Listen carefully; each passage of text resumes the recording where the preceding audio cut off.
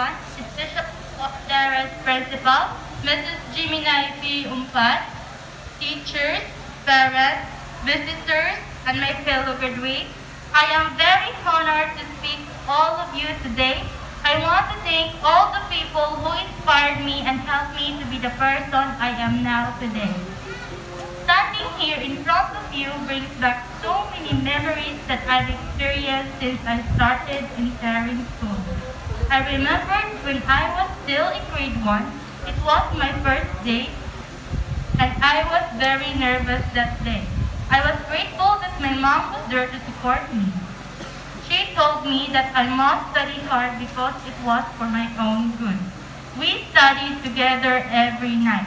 She always woke up early to prepare things and to take care of my brother and me. My mom was always by my side to help and guide me if I have problems and if I needed something. As a result of my efforts in studying hard, I became a consistent honor student in my class from the first quarter to the fourth quarter. So my family was very proud of me. When I was in grade 2, my family had experienced a financial difficulty, so my brother decided to work abroad as an OFW. But even though my mom is not here, I have my grandma who was taking care of me since I was only 3 months old. From the time I was born, Mama Lete is always by my side until I become an adolescent. I also have my auntie and daddy who supported me throughout. I consider them my second mom and dad. They have helped me so much that I think I can repay their sacrifices for me. That's why I always do my best to go to school and be kind as a way of saying thank you to them. I realized that we should waste our parents' money on giving us an education. I believe that education is the best legacy our parents can ever give us that no one can take away from us. Then last 2019, the pandemic hit that really affected our studies and brought a lot of changes in our lives. We had a hard time adjusting to the new normal. Instead of going to school, we had our modules to answer at home. Because of those changes, there are times that we just leave our modules alone. Sometimes we are too lazy to study and we just copy our answers, resulting in our grades going down. That was the time when my father and auntie always got angry at me because I lost my time management. I can no longer divide my time well because I only focus on my module. I can no longer work on other tasks until the time comes when I just leave my module alone.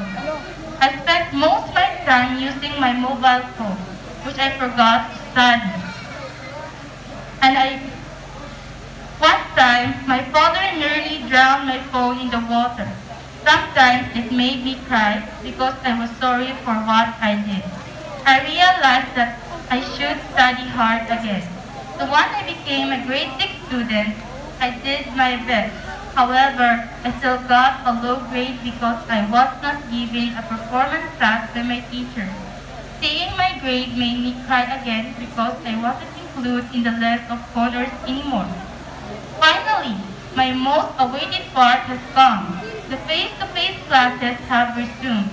I can't wait to get back to school.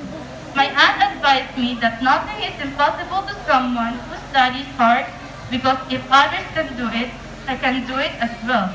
I smiled and told her that as much as I could, I would do my best. Since then, I always woke up early and after school I always review my lessons and do my homework. I always take part in school activities and always attend practices. Whenever I have exams, I always study the night before my exam and wake up early the next day to prepare. When our exam started, I started to nervous as well. But I remembered my auntie's word that nothing is impossible as long as you study. So my nervousness disappeared. When our exam was over, I got so many perfect scores. So I hurried back home to tell my parents. and they were so proud of me. When our teacher told us who got the highest grade, I was shocked because I was the only one who reached the highest grade. I was over the moon with the news. I have told myself that my aunt really right. Nothing is impossible to someone as long as you study hard and believe in yourself. My advice to all students is to please do study hard and enjoy it at the same time. Think about your parents' sacrifices for you and think about your future. We should balance our studies and hanging out with friends well. If you can, don't enter into a relationship yet because we are still young. Let's finish our study first for us to have a bright future. Thank you so much for listening.